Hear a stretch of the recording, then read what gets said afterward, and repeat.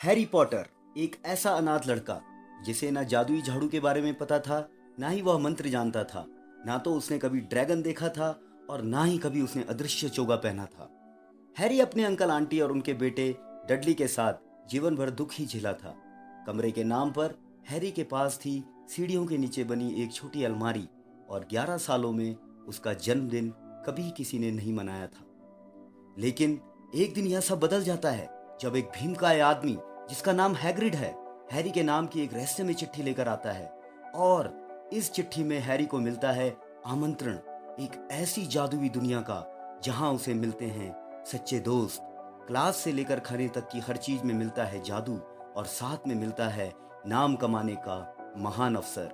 The books rainbow presents the detailed explanation of Harry Potter and philosopher stone, written by JK Rowling. Harry Potter और पारस पत्थर। ये किताब महान लेखिका जेके रोलिंग की लिखी हैरी पॉटर सीरीज की पहली किताब है। बेहद मनोरंजक, रहस्यमयी और जीवन के कई मूल्यों को सिखाने वाली इस किताब की कहानी इंग्लैंड के एक परिवार से शुरू होती है। यह परिवार प्रिवेट ड्राइव के मकान नंबर 4 में रहता है। हर चीज से संपन्न इस परिवार में 3 सदस्य हैं, मिस्टर और मिसेस डर्सली और उनका बेटा डडली। डडली के बारे में उनका मानना था कि दुनिया में उनके बेटे डडली से अच्छा बच्चा हो ही नहीं सकता, पर उन्हें हमेशा एक डर सताता रहता था कि कहीं पॉटर परिवार उनसे मिलने उनके घर ना आ जाए। दरअसल मिसेज पॉटर मिसेज डर्सली की बहन थी और वे दोनों कई सालों से एक दूसरे से नहीं मिली थी। मिसेज डर्सली खुद ये चाहती थी कि वे उससे ना मिलें और किसी भी प्रकार का संबंध न रखें। मिस्टर और मिसेज डर्सली को यह भी मालूम था कि मिसेस लिली पॉटर और मिस्टर जेम्स पॉटर का एक बेटा भी है जिसका नाम हैरी है। हमेशा की तरह एक सुबह जब मिस्टर डर्सली ऑफिस के लिए घर से बाहर निकलते हैं तो उन्हें एक बिल्ली दिखाई देती है जो नक्शा पढ़ रही होती है। मिस्टर डर्सली जब ध्यान से देखते हैं तो वही बिल्ली अब सड़क के मोड़ पर दिखाई देती है, लेकिन अब उसके पास नक्शा नहीं होता। अपनी कार के शीशे में मिस्टर डर्सली देखते हैं कि वही बिल्ली अब प्रिवेट ड्राइव के साइन बोर्ड पढ़ रही है। इन सब बातों से ध्यान हटाकर मिस्टर डर्सली ध्यान देते हैं ड्रिल के उस बड़े ऑर्डर की तरफ जो उनकी कंपनी को आज मिलने वाला है, जिस ड्रिल कंपनी के वो डायरेक्टर हैं। शहर के करीब पहुंचते पहुंचते मिस्टर डर्सली ने महसूस किया कि बहुत से लोग बड़े अजीब कपड़े पहनकर घूम रहे हैं। मिस्टर डर्सली ने चोगा पहने कुछ अजीब लोगों का झुंड देखा। फिर उन्होंने सोचा कि हो सकता है ये अजीब कपड़े पहने लोग किसी चीज के लिए चंदा इकट्ठा कर रहे हों। इसके अलावा और भी अजीब घटनाएं हो रही थी जिन्हें मिस्टर डर्सली ऑफिस में होने के कारण नहीं देख पा रहे थे। बाहर सड़क पर आसमान में उड़ते हुए उल्लुओं के झुंड और उल्काओं की बारिश लोग बड़ी हैरानी से देख रहे थे। लंच के समय जब मिस्टर डर्सली स्वीट ब्रेड लेने अब बेकरी में जाते हैं तो उन्हें वहां चोगा पहने कई लोग दिखाई देते हैं जो आपस में कानाफूसी कर रहे होते हैं। वहां मिस्टर डर्सली को पता चलता है कि वे अजीब लोग पॉटर परिवार और हैरी के बारे में बातें कर रहे हैं। मिस्टर डर्सली इस बात से घबरा जाते हैं और अपनी पत्नी को इस बारे में बताना चाहते हैं, लेकिन फिर वे रुक जाते हैं और सोचते हैं कि पॉटर नाम के कई परिवार हो सकते हैं जिनके बेटे का नाम हैरी हो सकता है। मिस्टर डर्सली शाम तक परेशान रहते हैं और जब घर पहुंचते हैं तो देखते हैं कि जिस बिल्ली को उन्होंने सुबह देखा था वही बिल्ली उनके बगीचे के मुंडेर पर बैठी है, जिसे वे भगाने की भी कोशिश करते हैं पर बिल्ली वहां से नहीं जाती। मिस्टर डर्सली अपनी पत्नी से दिन की घटनाओं के विषय में कुछ नहीं बताते। रात को वह समाचार में दिन भर की सारी अजीब घटनाओं की खबर से बेहद डर जाते हैं।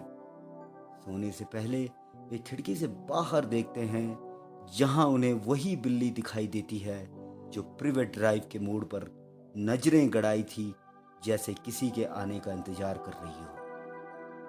बिल्ली जिस मोड़ पर नजरें जमाई थी वहां अचानक एक लंबा बूढ़ा आदमी प्रकट होता है। उसकी दाढ़ी और बाल दूधिया सफेद रंग के और इतने लंबे होते हैं कि उसकी कमर से नीचे तक लटक रहे होते हैं। उसने लंबा दुशाला ओढ़ रखा था और उसका जामुनी चोगा जमीन पर घिसट रहा था। आधा चांद के आकार वाले चश्मों के पीछे से दिखती उसकी नीली आंखें साफ और चमकदार थी। इस आदमी का नाम था एल्बस डम्बलडोर। एल्बस डम्बलडोर अपनी जेब से चांदी का एक यंत्र निकालते हैं और हवा में हाथ लहराकर उसे क्लिक करते हैं, जिससे यह होता है कि सड़क पर लगे सारे लैंप बुझ जाते हैं और अंधेरा हो जाता है।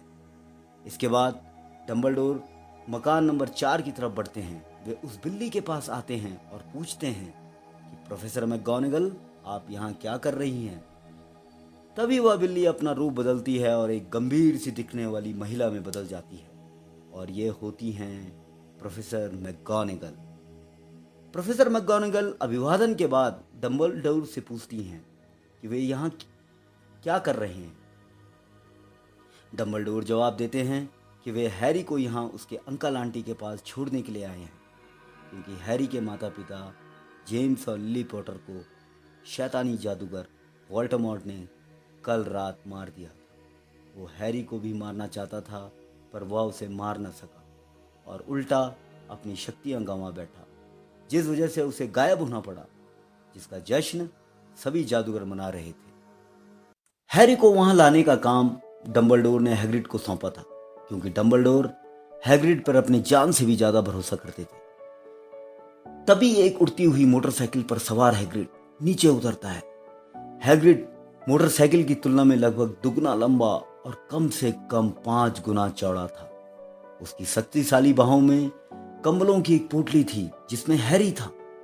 हैग्रिड हैरी को सुरक्षित ले आया था। हैरी के माथे पर अजीब से आकार का निशान दिख रहा था, जैसे वहां बिजली गिरी हो, और यह निशान उसे वोल्डेमॉर्ट के उस पर हमला करने से मिला था। एल्बस डम्बलडोर ने हैरी को डर्सी परिवार के दरवाजे की सीढ़ियों पर धीरे से लिटा दिया, अपने चोगे से एक चिट्ठी निकाली और उसे हैरी के कंबलों के अंदर सावधानी से रख दिया। अपना काम खत्म करके वे तीनों वहां से चले गए। जाते वक्त डम्बलडोर ने अपने चांदी के यंत्र से सभी लैंपों को रोशन कर दिया।